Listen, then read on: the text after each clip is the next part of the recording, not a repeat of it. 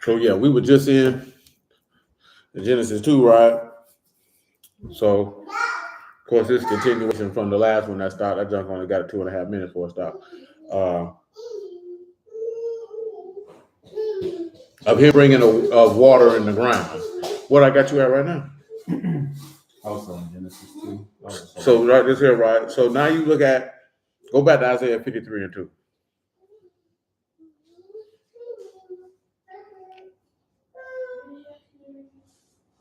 I didn't. He said, "For he shall grow up before him as a tender plant and as a root out of a dry ground." Now tell him what root is, man. That is sheresh or root. That is literal or people involving firmness or permanence or root. Shalom, sister. So do me a favor, man. What it is? Revelation what? 21? Make sure.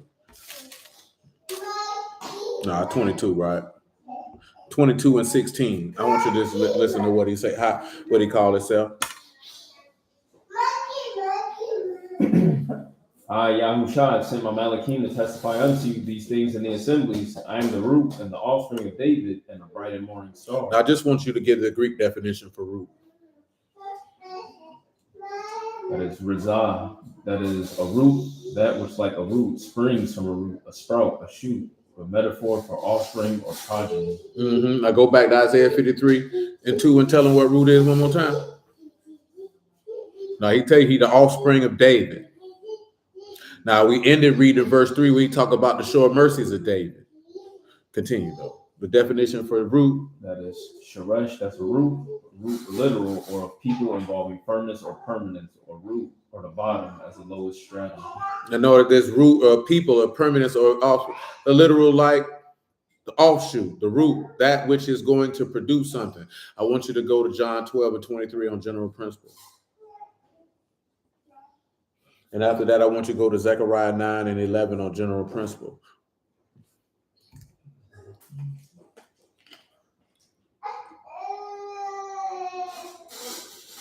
And Yahushua answered them, saying, the hour is come that the Son of Man should be esteemed. Yep. Truly, truly, I say unto you, except a corn of wheat fall into the ground and die. It what? It abide alone. But if it die, it bring forth much fruit. And the only way it can do that is it's got to take root downward and what? Bear fruit upward.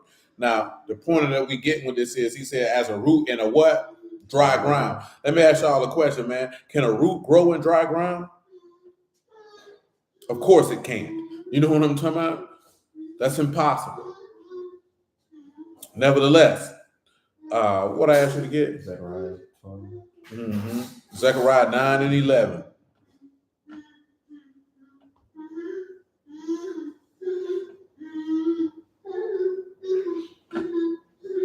Go ahead.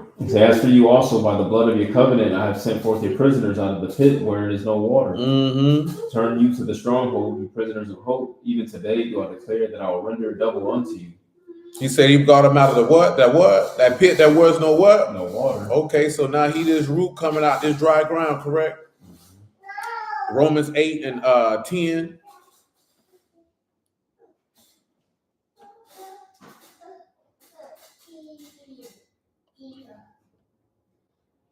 And if a Mashiach be in you, the body is dead because of sin. The body, if who be in you? If a Mashiach be in you, then the what? The body is dead because of sin. Hold on. If a Mashiach be what? In you, then the what? The body is dead. Now, come on, man. Now let's do something. Let's go to John 14 and 21. Because he said, if the Lord in you, the body is dead because of sin. So how can sin reign in your mortal body at that point? You know what I'm saying? See, like I say, people don't like to hear that because people want to keep doing what they want to do. Let's just be honest with it. You know what I'm saying? Go ahead. He that hath my commandments and keep them, he it is that love me. And he that love me shall be loved of my Abba. And I will love him and will manifest myself to him. And Judah said unto him, now this fear our Lord, how is it that you will manifest yourself unto us and not unto the world? What else? Yahushua answered and said unto him, if a man love me, he will keep my words. And my Abba will love him. And do what? We will come unto him and make our abode. So you know he gonna Zebulon with you. Now how can God dwell in you if Elohim is light and no part darkness? And if anybody walk in the darkness, he ain't got no fellowship with him. You know what I'm saying? That's what we talk about. Go back to it, man. 1 John 1 and 5. because I just wanted the definition for fellowship to be brought back up. Because again, man, like my dog said, man, it's not a lot of people who talk about this. Of course, y'all know this because this is a regular deal. You know what I'm saying? It's not more so to poke at people who don't see it that way. It's just the aspect that it needs to be known that this is attainable. And after he reads this, we're going to get Psalms 1 and 1, because I referenced it a couple times on the first couple ones before that junk died. Go ahead, or the stream stopped. Say, this then is the message which we have heard of him and declare unto you, that Elohim is light, and no darkness at all. And you know darkness, whether in Hebrew or Greek, points to wickedness. And we read Job 33 and Deuteronomy 32. This man don't do no iniquity, and far be it for him to do wickedness. This is not how the game goes. You know what I'm saying? Like I mentioned earlier, man, what the sister was asking. Like, and that's why I'm getting to Isaiah 53, the verse that people misconstrue saying that he ugly. That's not referring to that. That's why I went to that, because I'm going to that for this particular reason. Godliness isn't attractive to the majority of people because the majority of people are not drawn to inner characteristics and tangibles. So that's not honorable to them. You know what I'm saying? Because you just heard this lady say he's a God-fearing man. Now, you know what I'm saying? Whether he's God-fearing, like literally like reverencing Yahuwah, I'm not going to sin against him. We're not getting into all of that. You know what I'm saying? There's no need to nitpick and all that. Like I seen a lady got offended because some lady asked, can you as a Christian keep Halloween? I told her, yeah, you can keep it. You can do whatever you want to do. Now, whether Yahuwah accept it or not, that's another conversation. And that's where people have to sit stuff and put stuff at. Let people know you got the choice to do whatever you want. But will God accept the work of your hands, though? See, when you frame it in that fashion, it prayerfully, it would give a person pause to think. You understand? See, when you just tell it, no, you can't do that. Listen, all that's going to cause somebody to do is get defensive or reinforce in their mind what they can and can't do. But if you tell them they can do it, but then let them know, hey, but will God be pleased with you if you do? Because that's the part of the game that you really want them to stew on. Will God be pleased? You be like, man, should I have sex with these women? Yeah, you can have sex with them. You know what I'm saying? You can. Because remember, somebody says you cannot. Yeah, you can. The same way your parents might have told you when you asked, can I have? I don't know, can you? Because the operative word is to say, may I please have. You know what I'm talking about? Because you're requesting something. Because you can have it. I don't know if I'm going to give it to you or not. You know what I'm saying? But nevertheless, maybe I'm from the South and that's why. Go ahead. Peace, Brother Omar. He said, if we say that we have fellowship with him and walk in darkness, we lie and do not the truth. What fellowship mean, man? Now remember, we just read John 14. He said he's going to make our abode with you. That is koinonia, that is fellowship, association, community, joint participation, intercourse, to share what one has in anything. Now he said joint participation, communion. You think this man going to dwell in you and he just said ain't no darkness in him, but it's darkness in you? No, he's not. You know what I'm saying? Like he's not. And the thing is when people come across this and they hear this, they get offended. What you mad at me for? You know what I'm saying? But see, I know you ain't mad at me. You mad with God because this is what he said. This is not my personal opinion because I don't care what you do. You know what I'm saying? And what I mean by that is you can do whatever you want. That's not going to save or condemn me. You can do whatever you want to do. And that's what people's problem is. You get stressed out about what people, man, I'm not worrying about what somebody doing or not doing. You know why? Because I can't do nothing about it. You know what I'm saying? And I learned that. I told y'all that a million times. I learned that lesson long time ago. You know what I'm saying?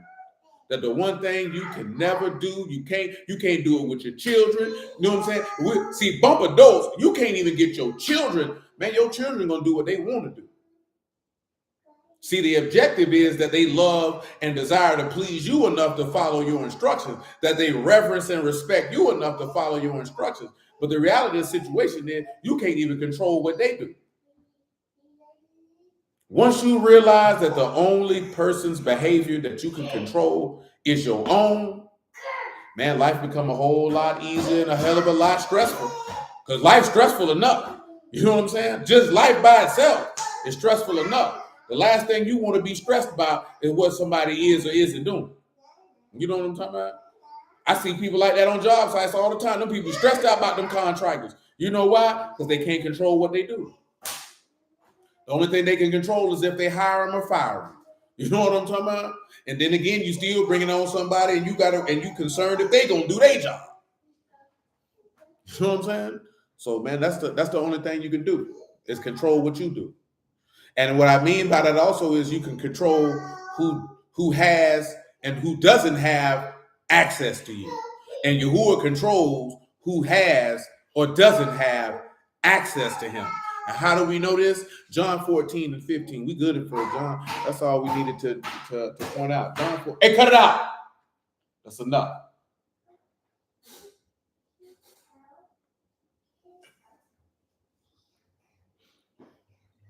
So if you love me, keep my commandments, and I'll pray the Abba. He shall give you another comforter that he may abide with you forever. Listen what he say. Even the rock of truth, whom the world cannot receive. Why? Because you see him not, neither know him. It hasn't experienced him. But you know him, for he dwells with you and shall be in you. Go ahead. I will not leave you comfortless. I will come to you. Yet a little while, and the world. That's good. He said the world can't receive it because he ain't neither seen him or known him, right? 1 John 3 and 3. Hey, be quiet, boy. Come on over here with your daddy. Come on over here with your daddy. Come on. Yeah, I bet you don't want to come over here. Come on, Dwayne Jamal. That's what I thought. And every man that hath this hope in him purify himself, even as he is pure. Whosoever commits sin transgress also the law. And sin is the transgression of the law. And you know that he was manifested to take away your he sin. Was what? Manifested to take away your he sin. Was what? Manifested to take away our sin. And in him is no sin. General principle, Daniel 9 and 24. Then we go right back. Because he said he was manifested to take away our sin. So that means that we need to see that. Because the apostle is making a declaration, a profession, a proclamation, an attestation of truth, if you will. Why is he making it? Let's see why. Daniel 9 and 24. 70 weeks are determined upon your people and upon your Kadash city to finish the transgression. Don't do what? Finish the transgression. To make a end of sin. So that means he was manifested to do what? Take away our sin. Tell them what end mean, man. It said finish the transgression too, right? Tell them what that mean, man, just in case niggas think you making that up. We got Tamam and Katham. So Katham is to seal. Open that door for him. To seal up, to affix a seal, to lock up. To lock it up. You have let me not say it. And then Tamam is to be complete, to be finished, to be at an end. To be at an end. You know what I'm saying? Been in that kitchen, make it lock it up. I don't know what that is, man. Make them lock up. You know what I'm talking about? Finish is kala, to restrict, restrain, withhold, to shut up, to keep back. Stop it. Go open that door. So that's what he came to do, 1 John 3 and 5. Listen what he say. And you know that he was manifested to take away our sins, and in him is no sin. He was manifested to take away our sins, and in him is what? No sin. What else? Whosoever abide in him, sin not. Whosoever do what? Abide in him, sin not. And whosoever sin has neither what? Seen him, neither know him. That's what John 14 and 15 just told you. They couldn't know the Spirit because they haven't seen him or known him, which means they haven't experienced God. If you experience God, then you will receive his Spirit. You can't say you experience God and you sin. You know what I'm talking about? Those two things don't go together. Because we already read, far be it from God to do wickedness or for the Almighty to do iniquity. And Yahuwah, just and right as he do no iniquity. So we're talking about if his Spirit is in you, how you sinning? And how do you get his Spirit? Because you believed on him as the scripture has said. So that means you heard the word, you believed the word, you live by your faith, and you sinning. Nigga, that is insane. That is absolutely insane. As I told you the other day, what the brother said, man, which is very, very true. And he put it, and and spectacular words, to say the least. The greater your faith, the lesser opportunity or lesser desire that you will have to sin. The weaker your faith, the greater desire that you will have to sin. And the reason being is the greater your faith, the stronger you are in the spirit. The weaker your faith, the stronger you are in your flesh. You know what I'm saying? Which means you're going to have more proclivity to give in to your flesh than someone who is strong in faith, because they're going to lean to the spirit, which is why he said, watch and pray, lest you enter into temptation. For the ruach is willing, but the flesh is weak. And why Paul told you to walk in the spirit and not in the flesh, because these two things war against each other. You know what I'm saying? Now, I've been told you for years, it's a war for souls, but it's also a war between the spirit and your flesh don't want to lose. It don't want to lose. You know why? Because the flesh wants to feel good, which is one of the biggest detriments to manhood, whether in the word or not, is the proclivity for pleasure. You know what I'm saying? The more a man is concerned and seeks after pleasure, the less likelihood that he will ever come into the fullness of his manhood. You know what I'm talking about? Because manhood is not about seeking out pleasure. It doesn't mean that you don't get to experience pleasure. It doesn't mean you're wrong for desiring pleasure. But when pleasure has a rule over you, when pleasure is your motivating factor, you can never, ever come into the fullness of your manhood, because you will always be detoured for the opportunity to seek pleasure. You know what I'm talking about?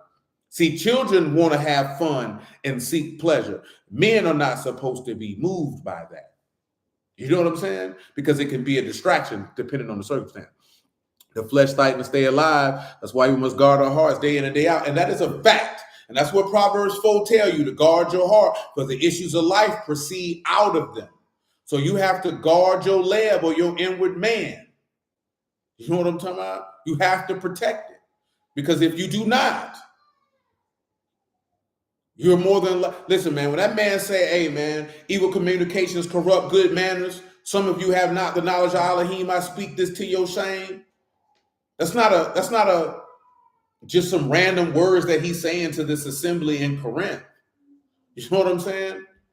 If evil communications can corrupt good manners, then evil desires can corrupt them too.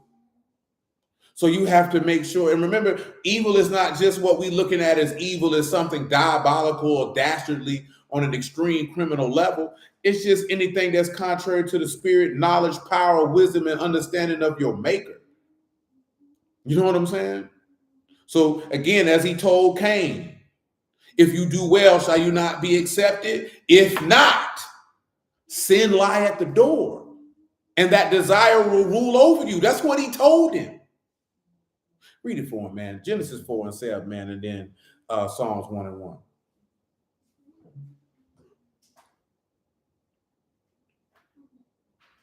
Remember, man, a man who has control of his desires is not only a godly man, but he's a power. If he's doing it, of course, according to the word. See, if he's a natural man and he do it, that's a strong man, possibly even a powerful man, if you would. But a man who has his control of his desires and he in the word, that man got the power of God with him, bro. You know what I'm talking about? The power of God with you at that point, because now you a vessel meet for the master's use. You know what I'm talking about? But go ahead, man. Say, if you do well, shall you not be accepted? Whoa. And if you do not well, sin lie at the door, and unto you shall be his desire, and you shall rule over him. If not, man. And this is the thing that people don't be wanting to hear is, oh, you got to control your desires. Because like we talk about it plenty of times where people tell you, God, take this taste of cigarettes out, mom. You want everybody to do everything for you instead of doing it yourself. You know what I'm saying? You got to do it yourself, baby. Like BG said, man, it's all on you. It's all on you. Your ability to serve God is really up to you. And I told brother this the other day when we had this conversation, and I told y'all that plenty times before. Man, this man not going to make you love him. Again, we come as men. I'm talking to men. I'm not talking to the ladies. You know what I'm saying? Because I told you this before. As men, you believe it's your duty to convince and make a woman love you. You know what I'm saying? Most men don't even get the game to be able to understand, man, it's better for her to like and love you because that's what she wants, not because you did a bunch of performative things to earn her love or convince her to, no, man. Baby don't like you. She like what you can do. You heard what that woman said. He want to take care of me mentally, emotionally, financially. You know what I'm saying? He loved my dirty draws. That's why she led with that. She don't even like this nigga.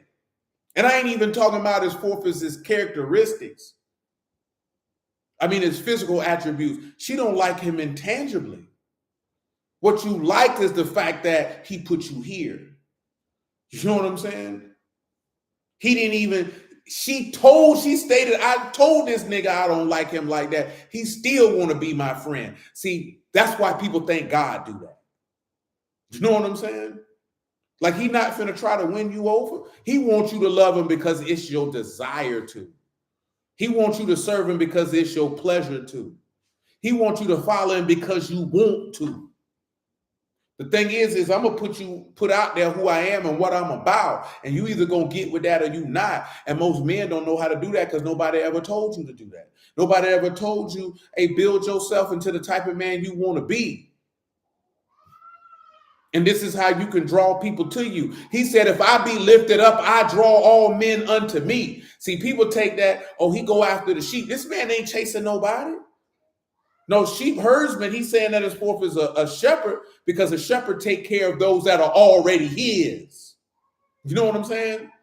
If you already my sheep and you going off over there, of course I'm going to go find that's mine. Saul was doing that. That's how he ended up meeting Samuel. That's what they were going to meet Samuel for. To find out where his daddy's sheep was at. Because they were shepherds. That's what you do when it's yours. But if you ain't mine, I'm not chasing you. And see, in this day and time, you hear the women say, oh, you want to be a princess, you want to be sassy because I'm not chasing you. No, I'm not chasing you because chase you for what? Who are you to chase? I'm not chasing nothing. You don't even have to chase God for real. All you got to do is go after him because God ain't running away from you. We just use that terminology, but you ain't got to chase God because God not running away from you. You really say I'm chasing the lamb because you're saying I'm following him. You know what I'm saying? Where he go, I go. You know what I'm saying? Where the master is, the servant will be also. You know what I'm talking about? But you ain't got to chase God because God not running away from you. When you chasing, when you pursuing something, what are you pursuing? Man, you do not pursue people. You know what I'm saying? Pursuing people is one of the worst things you can do. Man, you pursue God. You pursue purpose. You pursue objectives, goals, value, honor. You know what I'm saying? Things of tangible substance internally. Man, you don't chase no human beings, man. Chasing human beings is the dumbest thing you could ever do. Pursuing human beings is the most idiotic thing you could ever do. Because the minute you do that, you have taken all your power, all your mind, all your heart, and put it in the hands of another person who can do with it what they will. And remember what David said, it's better for me to fall in the hands of God than the hands of man, because one thing we know about God, he gonna have mercy. With man, you don't know what he gonna do. You know what I'm talking about? That don't mean that every man is going to be unmerciful, but with man, you don't know what he gonna do. With God, you got a greater chance at mercy with God than you do with man, because man can be wild. Ain't even no other way to put it. You know what I'm saying? Now, if you heard that and you think that was something about a woman, you need to go seek professional help. You know what I'm talking about? This is about the mindset of people, just period, though. But just as a man, you don't pursue after people, man. You know what I'm saying? Because pursuing after people you're not going to get nothing back out of that. In general. You know what I'm talking about? Nevertheless. And I know that because that's what we've been told. I was with some brothers last night, they were doing a call about marriage and some of the stuff that they wanted to do with people who in the word, you know what I'm saying, as it pertains to that. And the sort of stuff they were mentioning stuff really by people who not in the word. You know what I'm saying? So the mentality of people not in the word, okay, cool. Some of that stuff they talk about marriage, it shouldn't really matter if you dealing with your children because the parents should be in the word. These things shouldn't happen.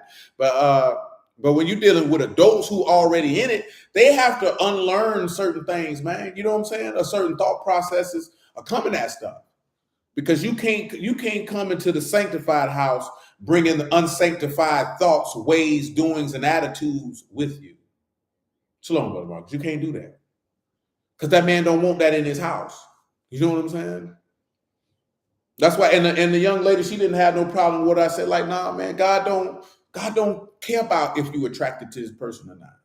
You know what I'm saying? Everything be about his will. You think God care about Samson being attracted to Delilah? He didn't cause Samson to have that desire to Delilah because he cared about that. This was his opportunity to kill the Philistines. That's what he told you that's what they was together for. It said this is of Yahuwah, so he can find opportunity against the Philistines. But people will look at this and take a whole bunch of other stuff. Of course, you could draw lessons from it on the natural side of things. You know what I'm saying? But the reality of it, that was Yahuwah's will because that brought esteem to his name. For Samson to die for the name of Yahuwah and taking out these uncircumcised Philistines.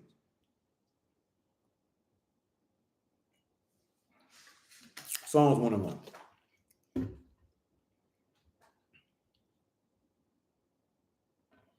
Come on.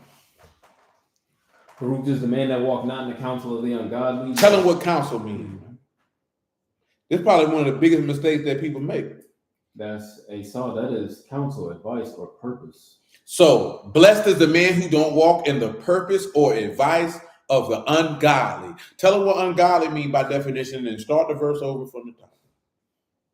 That's Rasha, that's wicked or criminal, morally wrong, guilty one. Blessed is the man who don't take any advice of purpose from a criminal, a guilty one, a wicked one. You're blessed if you don't take their advice and purpose. Now listen, can a sinner give you advice, good advice? Of course they can. You know what I'm talking about? So you have to understand what he's saying to you. Read it again from the top. Baruch is the man that walk not in the counsel of the ungodly, nor stand in the way of sinners. Standing in the way of sinners is to take your stand or position in the darak or the way of life of criminals or the morally wrong. So you're not supposed to take it the advice. The most of the thing is it's not just with the advice, it's the purpose. You know what I'm saying? See, let me give you the English definition of purpose. Because of course in these days and times, the word purpose is thrown around so much as far as men is concerned. Excuse me.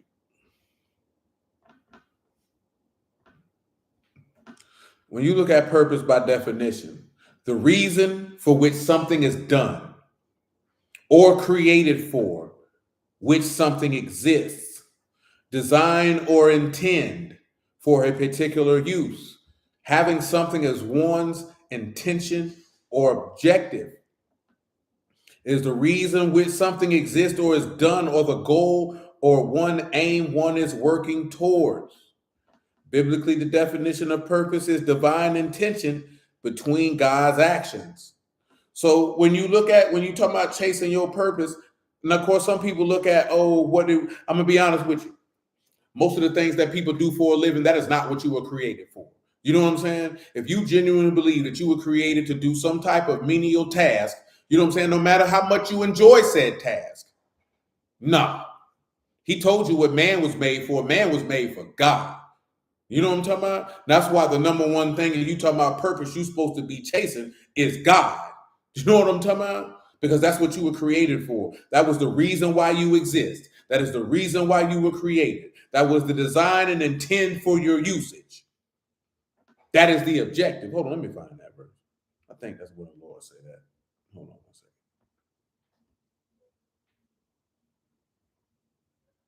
Same token that when you look at what was a woman created for, to be man's helpmeet. You know what I'm talking about?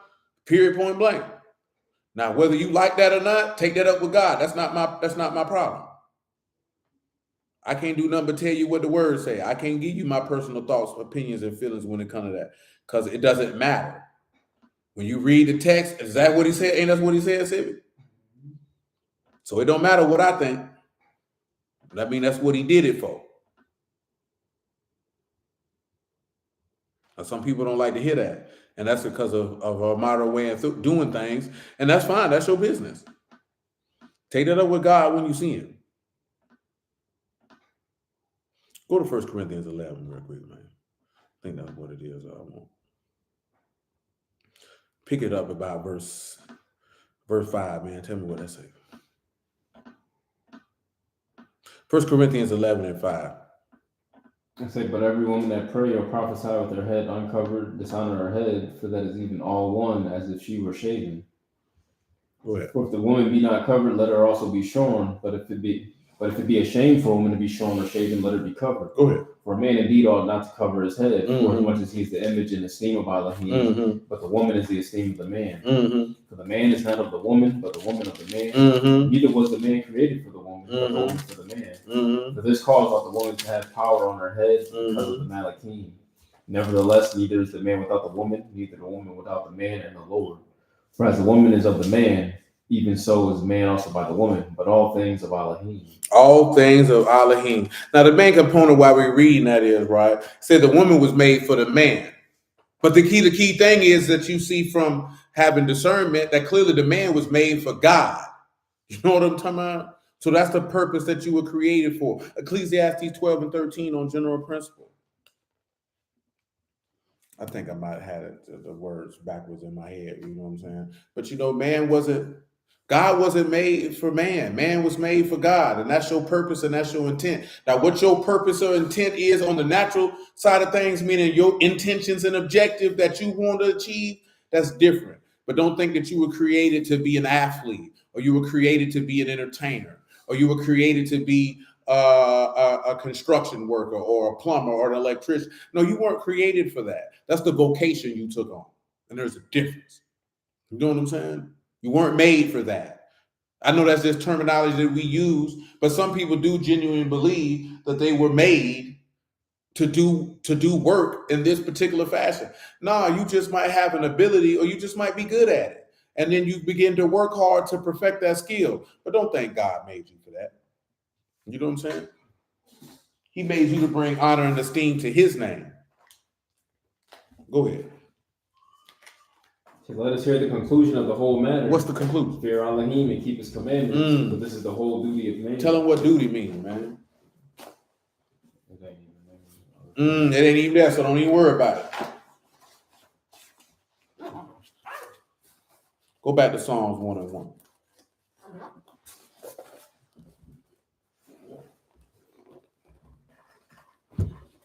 Baruch is a man that walk not in the counsel of the ungodly, nor stand in the way of sinners, nor sit in the seat of the scornful. But his delight is in the law of Yahuwah. That's right. In his law do we meditate day and night. Day and night, baby. He shall be like a tree planted by the rivers of water, and bring forth his food in his season. Listen, he just compared a man who don't take the advice and purpose of the ungodly, stand in the way of sinners, or sit in the seat of the scornful. He likens you to the tree of life. You can take and do what you will with that. You know what I'm talking about? You can take and do what you want to with that. See, I've heard people say that about their career. Most people do, and I understand what they mean for real. But some people genuinely do believe, like they genuinely believe God made me for this purpose. You know what I'm saying? And depending on the task, maybe he did. But in general, man, God ain't made nobody to do most of the stuff that they doing. People feel that way because they have a strong desire for it, or they're really, really good at it. So I can understand. So is it safe to say that whatever big vocation we choose, if we operate in a set apart fashion, that vocation, definitely. I mean, if you operate in a set apart fashion, no matter what you do, is going to bring esteem to him. You know what I'm saying? But the vocation itself can't, unless it's a godly vocation. You know what I'm saying? Then, of course, because by nature, that vocation in and of itself lends itself to that. I'm just more so talking about perspective, yeah. You know what I'm saying? Because that's how we look at it. It's really to make the purpose, our purpose and intention of being created was to honor God. You know what I'm saying? It's to put that in the proper perspective. You know what I'm saying? Most of the time, people just have innate talent and abilities, and they're really, really good at it, and they enjoy it, and they like to do that. But as a man has to have something that he pursues that has absolutely nothing to do with another human being. What I mean by that is to procure the acceptance, validation, or praise of another human being. Because to be fair, if you want to be a doctor or a nurse or something of that nature that pertains to other human beings, let me do it this way. If you pursue a vocation that is predicated upon service, you know what I'm talking about? Because most of the purpose that most people pursue has nothing to do with service. You know what I'm saying? It has to do with the facilitation of your own personal desires. And performing a service can run a gambit of things, to be 100% honest with you. If the thing that you pursue in and of itself is going to add value